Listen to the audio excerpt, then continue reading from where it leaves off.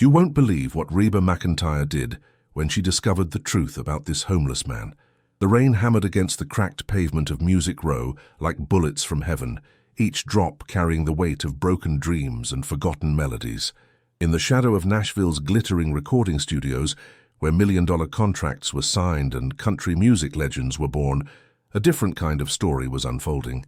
One that would shake the very foundations of the music industry and prove that sometimes the most extraordinary acts of kindness come from the most unexpected encounters.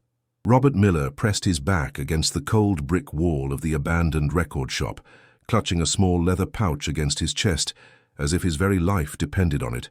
The 68-year-old man's weathered hands trembled, not from the October chill that cut through his torn jacket, but from something far deeper, something that had been eating at his soul for the past 15 years. His steel-gray beard dripped with rainwater, and his once proud shoulders now curved inward, bearing the invisible weight of 1,000 rejections, 1,000,000 moments of being treated as invisible. But tonight was different. Tonight, as the storm raged with unusual fury over Nashville, fate was about to intervene in the most spectacular way imaginable. What Robert didn't know was that just 3 blocks away, inside the legendary Sound Emporium studios, one of country music's biggest stars was putting the finishing touches on what she believed would be the album of her career. Reba McEntire, the red-haired queen of country music, had no idea that her life was about to intersect with a ghost from her past in a way that would leave the entire music world stunned. The irony was almost cruel. Here was Robert, a man who had once commanded respect in these very streets, whose fingers had danced across guitar strings that helped create the soundtracks to millions of lives, now reduced to begging the rain to stop long enough for him to find a dry place to sleep. Those same streets that had once welcomed him into the most exclusive recording sessions now seemed to reject him at every turn, as if the pavement itself had forgotten the magic he had once helped create. Inside his leather pouch, protected by layers of plastic bags, lay the only proof of his former life. A photograph, edges worn soft from years of careful handling, showed a younger Robert standing in a recording studio, guitar in hand, surrounded by faces that would later become household names, and there in the corner of that precious image stood a young woman with fiery red hair and dreams bigger than the Tennessee sky. A woman who would go on to sell over 75 million records worldwide, while the man who helped shape her first album's sound would disappear into the cruel anonymity of America's forgotten. As you're listening to this incredible story unfold, I want you to know how much it means to me that you're here. If this story is touching your heart the way it's touching mine, please hit that subscribe button and let me know in the comments where you're watching from.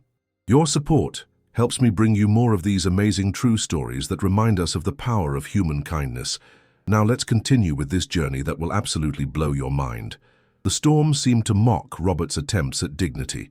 Each flash of lightning illuminated his gaunt face, revealing eyes that had seen too much pain but still held a glimmer of the artist he had once been.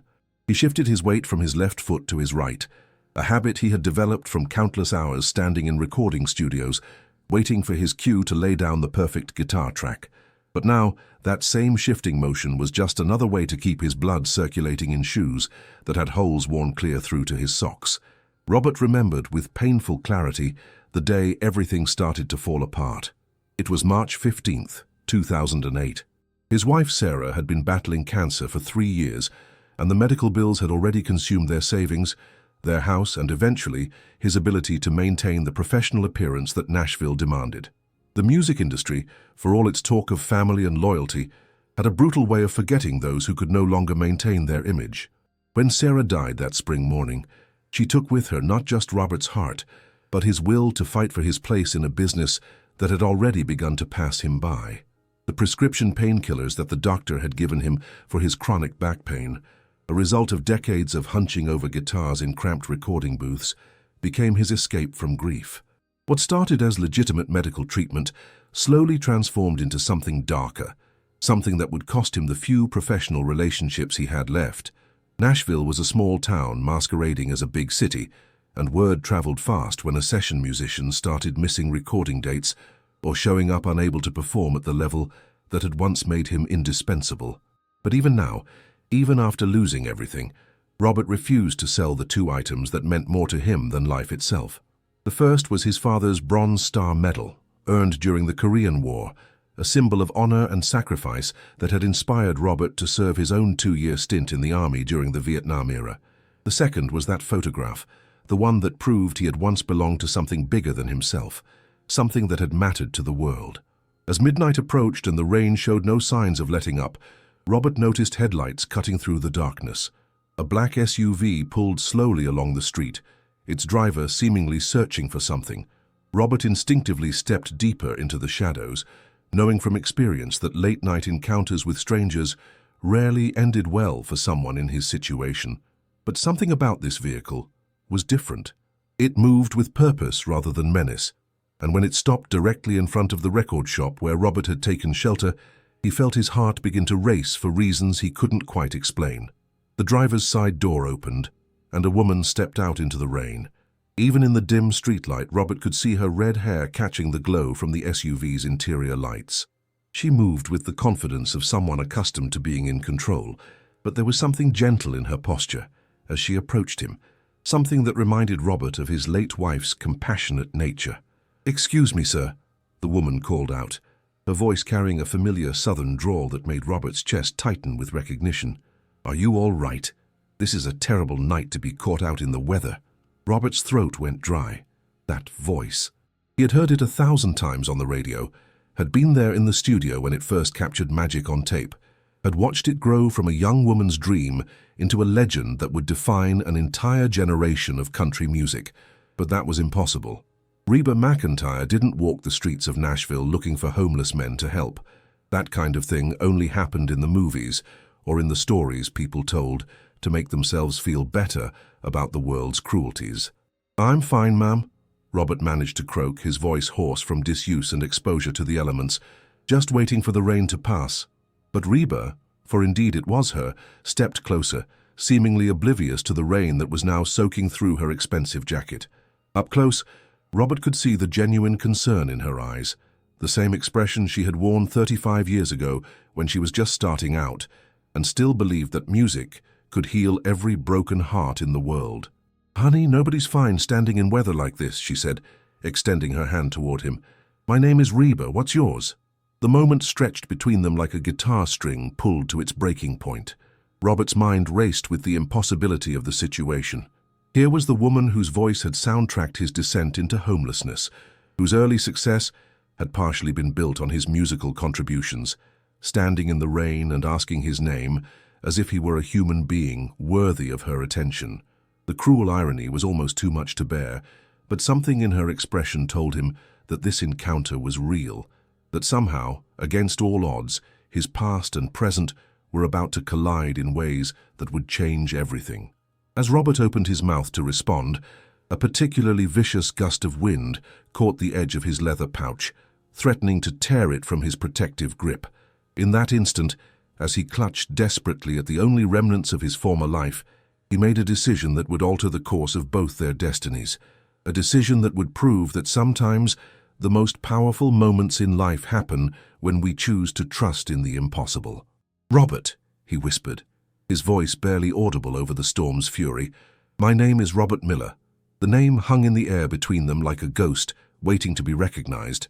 Reba's brow furrowed slightly, as if somewhere in the depths of her memory something was stirring, but the connection hadn't been made yet and Robert wasn't sure he wanted it to be. "How do you tell someone that you helped create the foundation of their dreams while yours crumbled to dust?" "Robert, I'm not leaving you out here in this storm," Reba said, with the kind of determination that had made her one of the most successful women in country music history. "I've got a warm car and there's a good hotel just a few blocks from here. Let me help you." Robert's first instinct was to refuse. Pride, even in its most battered form, dies hard in men who once commanded respect. But as another bolt of lightning split the sky and thunder shook the ground beneath their feet, he realized that pride was a luxury he could no longer afford. Besides, there was something in Reba's eyes that reminded him of Sarah, his late wife, when she would insist on helping stray animals she found in their backyard.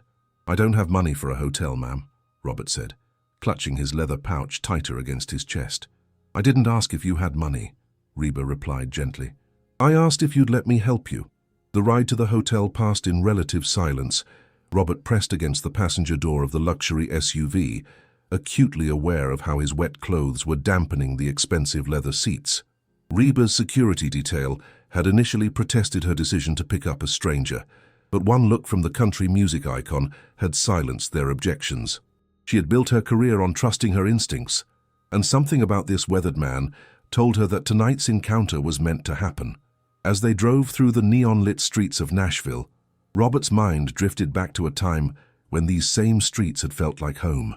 It was 1982 and he was 27 years old, with calloused fingertips and a reputation for being able to play any style that a session demanded. His phone rang constantly with offers from producers who knew that Robert Miller could make their artists sound better than they had ever dreamed possible. He remembered the first time he had walked into the studio where they were recording what would become Reba's debut album. She was just 27 then, same as him, but she carried herself with the confidence of someone who had been preparing for stardom her entire life. Her red hair caught the studio lights like fire, and when she sang, everyone in the room fell silent, knowing they were witnessing the birth of something extraordinary. "You must be Robert," she had said that first day, extending her hand with a smile that could have powered the entire city of Nashville. "I've heard you're the best guitar player in town." "Well, I don't know about that," Robert had replied, though secretly he was pleased by the reputation that had preceded him. "But I'll sure try to make you sound good." "Honey, I already sound good," she had laughed, and he knew immediately that he was going to enjoy working with this firecracker from Oklahoma. "Your job is to make me sound legendary." And that's exactly what he had done. For 6 weeks, Robert had poured his soul into every track on that album. His guitar work on I Don't Want to Be a One-Night Stand had provided the perfect counterpoint to her vocals, while his subtle finger-picking on Glad I Waited Just for You had created the intimate atmosphere that made the song a favorite among her early fans. He had been more than just a session musician on that project. He had been a collaborator, a creative partner who helped shape the sound that would launch one of the most successful careers in country music history. The hotel lobby felt like stepping into another world. Robert's wet shoes squeaked against the marble floors as Reba approached the front desk with the same easy confidence she had shown 35 years ago in the recording studio. Within minutes, she had secured a room for him, handed over her credit card without hesitation, and arranged for the hotel restaurant to send up a hot meal. "There's a clothing store across the street that's still open," she told him as they waited for the elevator. "I'll have someone bring over some dry clothes for you." "Miss McEntire," Robert began, but she held up her hand. "It's Reba, honey. Just Reba." The elevator doors opened and she gestured for him to enter first. "And don't you worry about paying any of this back. Sometimes we all need a helping hand." As they rode to the 15th floor, Robert studied her reflection in the polished brass doors. The years had been kind to her, he thought. Success had added confidence to her bearing, but it hadn't hardened the compassion that he remembered from their recording sessions. She was still the woman who had insisted on learning every musician's name on her first album, who had brought homemade cookies to late-night recording sessions, who had sent flowers to his wedding when he married Sarah in 1983. The room was more luxurious than anywhere Robert had stayed in the past 15 years. As Reba made sure he had everything he needed, he found himself overwhelmed by her kindness. But he also felt the weight of deception growing heavier with each passing moment. She was being generous to a stranger, having no idea that this stranger had once been part of her world, part of her success. "Reba," he said as she prepared to leave him to rest and recover, "there's something I need to tell you." She turned back from the door, her expression open and patient. "What is it, Robert?" With trembling hands, Robert opened his leather pouch and withdrew the photograph. The plastic bags had done their job.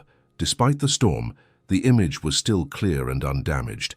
He held it out to her, watching as recognition slowly dawned in her eyes. Reba took the photograph, with hands that had signed thousands of autographs, had held countless awards, had waved to millions of fans.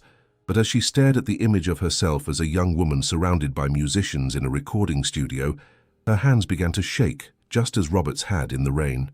"Oh my God," she whispered, her voice barely audible. "This is from my first album sessions.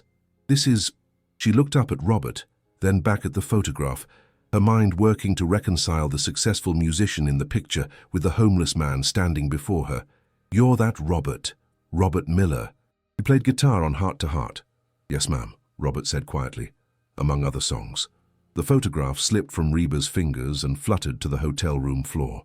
She stared at Robert, as if seeing him for the first time, taking in the weathered face, the prematurely aged hands, the clothes that spoke of years of hardship. This was the man whose guitar work had helped launch her career, whose talent had been woven into the very fabric of her earliest success. "What happened to you?" she asked, her voice breaking slightly. "Robert, what in God's name happened to you?" And so Robert began to tell his story. He spoke of Sarah's diagnosis, of the mounting medical bills that had consumed everything they had saved. He told her about the pills that had started as legitimate pain medication, but had become his only escape from grief after Sarah's death. He described the slow erosion of his reputation, the missed sessions, the calls that had stopped coming, the industry that had forgotten him as quickly as it had once embraced him. Reba listened without interruption, tears streaming down her face, as Robert recounted the past 15 years of his life. When he finished speaking, the room fell silent, except for the sound of rain still pattering against the windows. "I never knew," Reba said finally. "Robert, I never knew what happened to you. I always wondered why you just disappeared from the session scene." "The music business moves fast," Robert replied with a sad smile. "There's always someone younger, someone more reliable, someone who doesn't come with baggage. But you were so talented. You were one of the best musicians I'd ever worked with." Robert shrugged, a gesture that somehow managed to convey years of disappointment and acceptance. "Talent doesn't pay medical bills or fight addiction or bring back the people you love." Reba picked up the photograph from the floor and studied it again, this time seeing not just a memory from her past, but a man whose contributions had been forgotten by everyone except him. She thought about the royalties from that first album, money that had helped establish her career, money that had continued to flow to the record company and to her, but had never reached the session musicians who had helped create the magic. "Robert," she said, her voice filled with the determination that he remembered from their recording sessions, "I'm going to make this right. Ma'am, you don't owe me anything.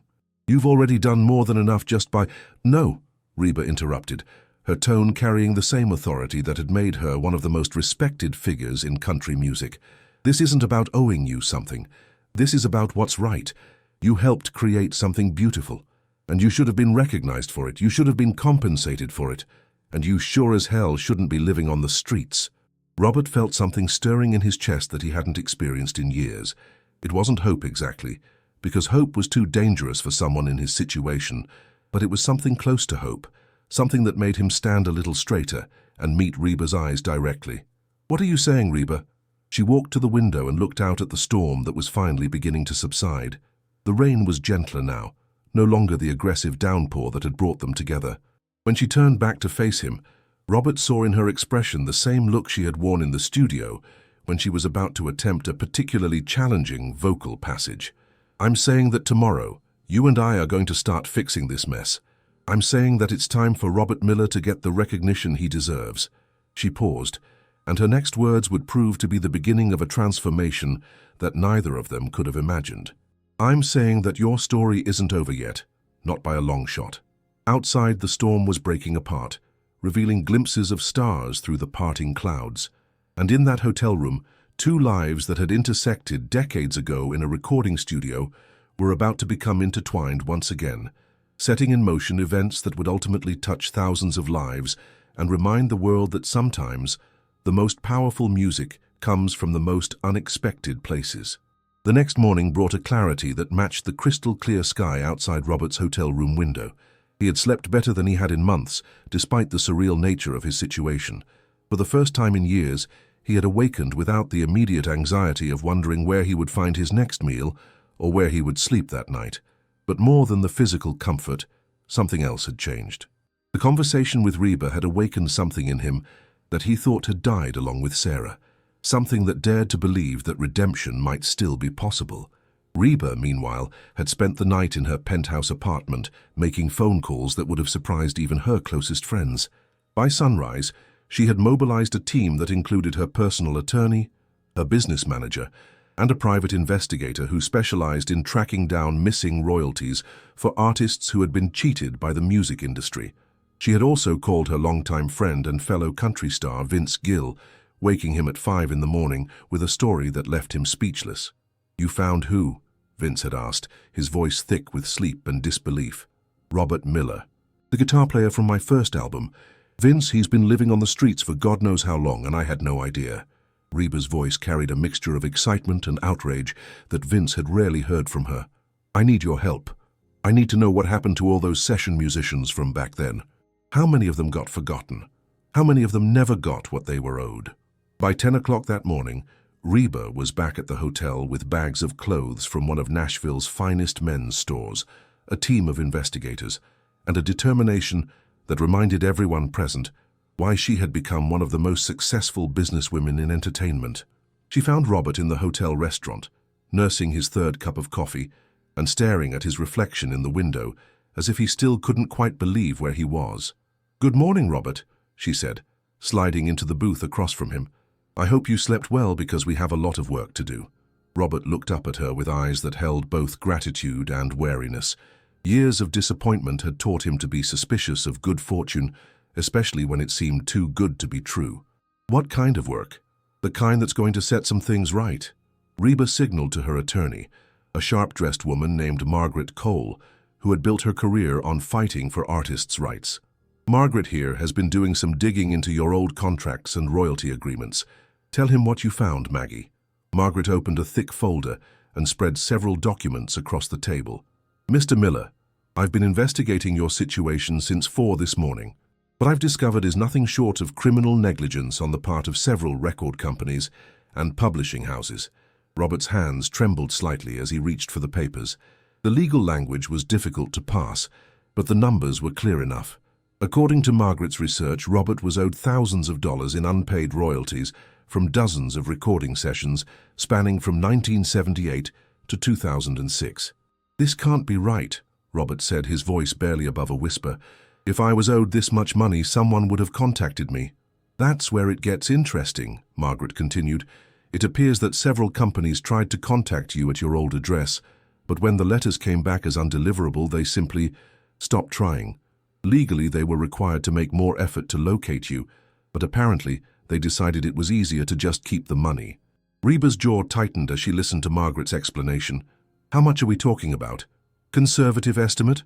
Around $87,000, but that's just what I've been able to track down in one night. There could be more." Robert felt the world spin around him. $87,000. Money that could have saved his house, could have paid for Sarah's treatments, could have prevented the desperate spiral that had led him to the streets. Money that had been sitting in corporate accounts while he had been sleeping under bridges and digging through dumpsters for food. "There's more," Margaret said, pulling out another set of documents. "Mr. Miller, did you know that you were credited as a co-writer on 3 songs from Miss McEntire's first album?" Robert shook his head, confusion evident on his weathered face. "I played guitar on those tracks, but I didn't write them." "Actually, you did," Reba interjected, remembering details from those long-ago recording sessions that she hadn't thought about in decades. "Robert, you came up with the guitar riffs that became the foundation for Glad I Waited Just for You. Last night, every night, and I can see forever in your eyes." In the music industry, that makes you a co-writer, even if you never wrote a single lyric. "Which means," Margaret continued, "that you're entitled to songwriting royalties from those tracks. And since Miss McEntire's first album has never stopped selling, and those songs have been licensed for movies, television shows, and commercials over the years, we're looking at a substantial amount of money." Robert stared at the papers in front of him, trying to process information that seemed to belong to someone else's life. "How substantial?" Margaret and Reba exchanged glances. "Based on my preliminary calculations, and assuming we can prove your co-writing credits, you could be looking at somewhere between $250,000 and $400,000, plus interest." The silence that followed was broken only by the gentle clatter of dishes from the hotel restaurant's kitchen. Robert felt as if he were dreaming, as if at any moment he would wake up back on the streets, soaked and shivering and hungry. This couldn't be real. People like him, people who had fallen as far as he had fallen, didn't get second chances like this. "I don't understand," he said finally. "Why didn't anyone tell me about this before? Why didn't the record company or the publishing house or someone explain that I was entitled to this money?" Reba reached across the table and took his hand in hers, her expression filled with an anger that wasn't directed at him. "Because, Robert, the music industry has a long history of taking advantage of talented people who don't understand the business side of things. Especially back in the 80s, session musicians were treated as hired help, rather than creative collaborators. The companies made money off your talent, and when you disappeared from the scene, they were perfectly happy to keep making money without sharing it with you. But that's going to change, Margaret added with a smile that suggested she was looking forward to the legal battles ahead, because now you have representation, and we're going to make sure that every penny you're owed gets paid, with interest and penalties. As the morning progressed, Reba's team expanded their investigation. They contacted other session musicians from Robert's era and discovered that his situation was far from unique. Dozens of talented musicians had fallen through the cracks of the industry, their contributions forgotten, their royalties unpaid, their names erased from history despite their vital role in creating the music that had defined a generation. The private investigator that Reba had hired, a former Nashville police detective named Tommy Harrison, had spent the morning tracking down the managers of the various homeless shelters and assistance programs around the city. What he discovered added another layer of injustice to Robert's story. "Mr. Miller," Tommy said, joining them at the hotel restaurant table, "I've been talking to folks at the shelters and assistance programs around town. Apparently, you've been blacklisted from several of them." Robert's face flushed with embarrassment. "There were some misunderstandings, times when I wasn't at my best. According to my sources, you were accused of theft at the downtown Mission about 2 years ago. The manager there, a guy named Dale Fletcher, claimed you stole money from the donation box." "I never stole anything," Robert said firmly, his voice carrying more strength than it had in years. "Dale Fletcher accused me because I questioned why they were serving expired food to homeless people while the staff took home the good donations for themselves." Tommy nodded. "That's what I figured. I did some digging into Fletcher's background. Turns out he's been skimming donation money for years. The board of directors just doesn't know it yet." Reba's eyes flashed with a familiar fire. She had built her career on fighting for the underdog, and the more she learned about what had happened to Robert, the more determined she became to not just help him, but to expose the system that had failed him so completely. "Tommy, I want you to document everything. Every injustice, every missed payment, every time someone in authority failed to do their job. We're not just fighting for Robert's money, we're fighting for his reputation and his dignity." As the afternoon wore on, Robert found himself at the center of a whirlwind of activity that felt both exhilarating and overwhelming. Phone calls were made to record executives who had assumed they would never have to account for their decades-old decisions. Legal documents were prepared that would force companies to open their books and justify years of unpaid royalties. Most importantly, for the first time in 15 years, Robert felt like he mattered again. But perhaps the most significant moment of the day came when Reba asked him to accompany her to a music store downtown. As they walked through the aisles filled with guitars and recording equipment, Robert felt the familiar pull of his old passion stirring in his chest. "Pick one," Reba said, gesturing to a wall of acoustic guitars. "Reba, I can't accept any more from you. You've already done too much." "Robert Miller," she said, using the tone that had cowed record executives and concert promoters for decades, "you're going to pick out a guitar and then you're going to play me something. I want to hear if that magic is still in your fingers." Robert's hands trembled as he lifted a beautiful Martin D28 from its stand. The instrument felt foreign in his hands at first, his fingers stiff from years of disuse. But as he tuned the strings and began to play, muscle memory took over. The guitar sang under his touch, filling the music store with a melody that was both haunting and hopeful. Other customers stopped what they were doing to listen as Robert played, his weathered fingers dancing across the fretboard with the same skill that had once made him one of Nashville's most sought-after session musicians. When he finished, the store was silent except for the sound of his own breathing. "Jesus, Robert," Reba whispered, tears streaming down her face. "It's still there. After everything you've been through, it's all still there." As they prepared to leave the music store, the guitar safely in its new case and destined for Robert's hotel room, Reba made a decision that would prove to be the catalyst for everything that was to come. "Robert, I want you to come to my recording session tomorrow. I'm working on a new song and I think it needs your touch." Robert stopped walking, the guitar case suddenly feeling heavier in his hand. "Reba, I haven't played a professional session in over 10 years. I don't know if I can—" "You just proved that you can," she interrupted. "And besides, it's not about whether you can do it. It's about whether you want to. Do you want to make music again, Robert? Do you want to be Robert Miller, the musician, instead of Robert Miller, the homeless man?" The question hung in the air between them as they stood on the sidewalk outside the music store, the late afternoon sun casting long shadows across Music Row. And in that moment, Robert realized that Reba wasn't just offering him money, or shelter, or even justice. She was offering him the chance to reclaim the man he used to be, to find his way back to the person he was before grief and addiction and betrayal had stolen his identity. The question was whether he had the courage to take that chance, knowing that failure would mean losing not just his newfound hope, but the last remnant of his dignity. The next morning arrived with the kind of crisp clarity that Nashville residents had learned to associate with change. Robert stood in front of the bathroom mirror in his hotel room, wearing clothes that fit him properly for the first time in years, holding a razor that Reba had thoughtfully included with the other necessities she had provided. As he shaved away weeks of unkempt beard, he watched a different man emerge in the reflection. Not the successful musician he had once been, but not the broken homeless man either. Something new, something that carried the scars of his journey, but also the possibility of redemption. At exactly 9 o'clock, Reba's black SUV pulled up to the hotel entrance. But this time, she wasn't alone. Margaret Cole sat in the front passenger seat, armed with a briefcase full of legal documents and the expression that suggested she was looking forward to the confrontations that lay ahead. Tommy Harrison, the private investigator, occupied the seat behind her, his own folder thick with evidence of corporate malfeasance and institutional neglect. "Ready for this, Robert?" Reba asked as he settled into the vehicle, the new guitar case resting carefully across his lap. "I honestly don't know," Robert replied, his voice steady despite the nervous energy coursing through his veins. "Part of me still thinks I'm going to wake up from this dream." "Honey, this isn't a dream," Reba said with a smile that carried both warmth and steely determination. "This is justice, and it's been a long time coming."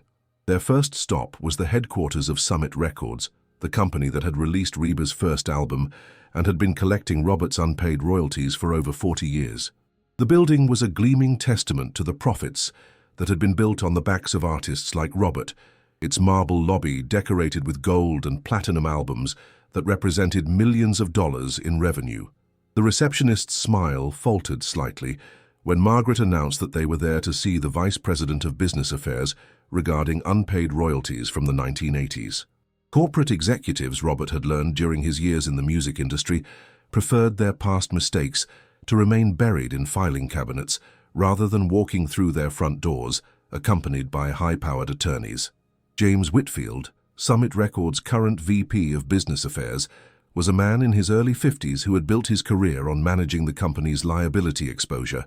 He emerged from the elevator wearing the kind of expensive suit that cost more than most people made in a month, his expression carefully neutral as he greeted Reba with the practiced charm that record executives reserved for their biggest stars. "Miss McEntire, what an unexpected pleasure. How can Summit Records help you today? You can start by explaining to my friend here why he hasn't received a single royalty check in over 20 years, despite the fact that his guitar work helped make this company millions of dollars," Reba replied, her voice carrying the authority of someone who had generated substantial profits for Summit over the decades. Whitfield's eyes shifted to Robert, taking in his appearance with the kind of quick assessment that powerful men make when determining whether someone is worth their attention. What he saw was a weathered man in new clothes, holding a guitar case and looking distinctly uncomfortable in the marble and gold opulence of the corporate headquarters. "I'm afraid I'm not familiar with the specific situation," Whitfield began, but Margaret cut him off by sliding a thick stack of documents across the reception area's coffee table. "Then let me familiarize you," she said with a smile that didn't reach her eyes.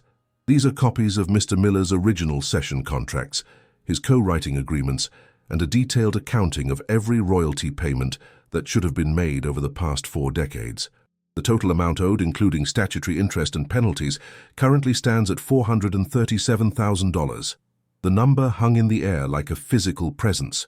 Robert felt his knees go weak, not from the amount itself, but from the realization that this money, his money, had been sitting in corporate accounts while he had been sleeping in doorways and scrounging for meals. Whitfield's practiced composure cracked slightly as he flipped through the documents. "These contracts are very old. I'm sure there are reasons why payments weren't made. Sometimes musicians move without providing forwarding addresses, or Mr. Miller lived at the same address for 18 years, Tommy Harrison interrupted, speaking for the first time since they had entered the building. "Your company's own records show that you had his correct address until 2006. The payment stopped not because you couldn't find him, but because you chose not to look for him when it became inconvenient." Robert watched the exchange with a mixture of fascination and rage. These people were discussing his life, his financial survival, as if it were nothing more than an accounting error. They spoke of him in the third person while he sat right there, as if his presence were somehow irrelevant to a conversation about his own money. "Mr. Whitfield," Robert said quietly, his voice cutting through the corporate doublespeak like a blade. "Do you know what it's like to be hungry? Really hungry? Not just late for lunch, but so hungry that you consider eating food from a dumpster?" The executive's face flushed slightly. "Sir, I don't think that's—" "I'm not finished," Robert continued, standing up slowly and setting his guitar case aside. "Do you know what it's like to watch your wife die because you can't afford the medical treatment that might save her life? Do you know what it's like to lose your home, your dignity, your identity, while money that belongs to you sits in some corporate account earning interest for people who already have more than they need?" The lobby had grown quiet, other visitors and employees unconsciously moving closer to hear the confrontation that was unfolding in their midst. "Mr. Miller," Whitfield began, but Robert wasn't done.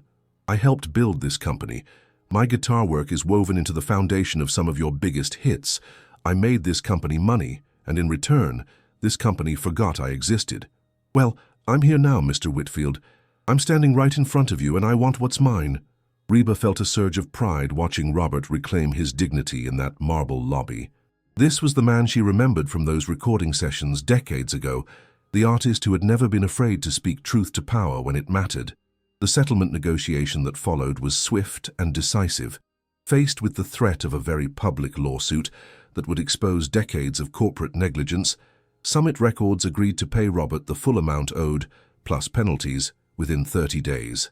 But more than the money, Robert had reclaimed something far more valuable: his voice. Their second stop was the downtown Mission, where Dale Fletcher had been systematically destroying the reputations of homeless individuals who dared to question his management practices. The shelter was located in a converted warehouse, its exterior walls covered with cheerful murals that did little to mask the institutional neglect that Tommy's investigation had uncovered. Fletcher was a thin, nervous man in his 40s who had built his authority on the powerlessness of the people he was supposed to serve. When Reba walked through the shelter's doors, accompanied by Robert and her legal team, his face went pale with the recognition that his carefully constructed house of lies was about to collapse. "Mr. Fletcher," Tommy said, pulling out a recording device and setting it on the shelter director's desk, "we need to talk about your accusations against Mr. Miller and several other residents of this facility." What followed was 20 minutes of the most satisfying justice Robert had experienced in years. Confronted with bank records showing systematic theft of donation funds, witness statements from former employees detailing the sale of donated goods for personal profit, and evidence of deliberate character assassination against residents who had tried to report these abuses, Fletcher crumbled completely. "I never meant for things to go this far," he stammered, his authority evaporating like morning mist. "The accusations against Mr. Miller, there were misunderstandings. Misunderstandings that cost him access to shelter and food during some of the coldest months of the year," Margaret said coldly. "Misunderstandings that damaged his reputation among other service providers throughout the city. By the time they left the shelter, Fletcher had been suspended pending a full investigation, and Robert's name had been cleared with every assistance program in Nashville. But more importantly, reforms were being implemented that would protect future residents from the kind of abuse that had driven Robert away from the help he desperately needed. The third confrontation of the day took place at Blackbird Studios, where Reba had arranged to hold her recording session. She had specifically chosen this studio because it was owned and operated by musicians who understood the value of session players and treated them with the respect they deserved. But she had also invited several people who needed to see Robert Miller in his element, including music journalists, industry executives, and fellow musicians who had written him off as a casualty of the business. The studio's control room was packed with observers when Robert unpacked his guitar and took his place in the recording booth. Reba had chosen to record a song called Second Chances, a powerful ballad she had written specifically for this session, with lyrics that seemed to speak directly to Robert's journey. As Robert tuned his guitar and prepared to play, he could see the skeptical faces watching him through the control room glass. These were people who remembered him as a talented musician, but that was a lifetime ago. They were curious to see whether anything remained of the artist he had once been, or whether this was simply an elaborate publicity stunt orchestrated by country music's reigning queen. Then Robert began to play, and the skepticism in the control room evaporated like smoke. His fingers found the strings with an authority that surprised even him, weaving a guitar part that was both technically impressive and emotionally devastating. The music that flowed from his instrument told the story of his journey better than words ever could, carrying the pain of loss, the desperation of homelessness, and the tentative hope of redemption. When Reba added her vocals to Robert's guitar work, something magical happened. The combination of her mature, powerful voice and his deeply emotional playing created a sound that was immediately recognizable as something special, something that transcended the individual contributions of its creators. The session lasted 3 hours, during which Robert played with an intensity and skill that reminded everyone present why he had once been so highly sought after. But more than demonstrating his technical abilities, he showed that his years of suffering had added depth and authenticity to his playing that hadn't existed during his earlier, more comfortable career. When the session ended, the control room erupted in spontaneous applause. Several of the observers, including veteran music journalist Ralph Henderson, approached Robert with expressions of genuine admiration and respect. "Robert," Henderson said, extending his hand, "I owe you an apology. I wrote your obituary 20 years ago, professionally speaking. I assumed you were just another casualty of the business. I was wrong." As the day wound down and they prepared to leave the studio, Reba pulled Robert aside for a private conversation. "How do you feel?" she asked. Robert looked at his hands, still slightly trembling from the adrenaline of performance, then met her eyes. "Alive," he said simply. "For the first time in 15 years, I feel alive." "Good," Reba replied, "because tomorrow we're going to start planning your comeback. And Robert, I have a feeling this is just the beginning." As they walked out of Blackbird Studios into the Nashville evening, Robert realized that the man who had entered that building was different from the one who was leaving. He was no longer Robert Miller, the homeless man, or even Robert Miller, the forgotten session musician. He was becoming Robert Miller, the survivor, the artist who had faced the worst that life could offer and had found his way back to the music that had always been his true calling. And tomorrow would bring challenges and opportunities that would test whether this transformation was real or just another dream that would fade with the morning light. 6 months later, Robert Miller stood on the stage of the Grand Ole Opry, guitar in hand, looking out at an audience that was witnessing one of the most remarkable comeback stories in country music history. The burgundy velvet curtains framed him like a portrait of redemption, and the historic wooden floors beneath his feet seemed to vibrate with the energy of every legend who had performed on this sacred stage before him. The transformation had been nothing short of miraculous. The settlement money from Summit Records had allowed Robert to secure a comfortable apartment in the heart of Nashville's music district, just 3 blocks from the studio where he had first met Reba all those decades ago. But more than the financial security, it was the restoration of his professional reputation that had truly given him back his life. Second Chances had been released as a single in February, accompanied by a music video that told Robert's story without exploiting his pain. The song had climbed the country charts with the kind of momentum that reminded industry veterans why Reba McEntire remained one of the most powerful forces in music. But this wasn't just another hit for the country queen. It was a cultural phenomenon that had touched millions of lives and sparked conversations about how society treats its most vulnerable members. The Grammy nomination had come in early April, in the category of Best Country Collaboration with Vocals. When Robert heard the news, he had been sitting in his apartment, tuning the same Martin guitar that Reba had bought for him at that downtown music store. The phone call from Margaret Cole had left him speechless, not because he didn't understand the significance of the recognition, but because it represented something he had never dared to dream possible: complete professional rehabilitation. Tonight was the Grammy Awards ceremony, and Robert was wearing the first tuxedo he had owned since his wedding day with Sarah. As he adjusted his bow tie in the backstage mirror at the Staples Center in Los Angeles, he caught sight of the small bronze star pinned to his lapel, his father's military decoration that he had carried through the darkest years of his life.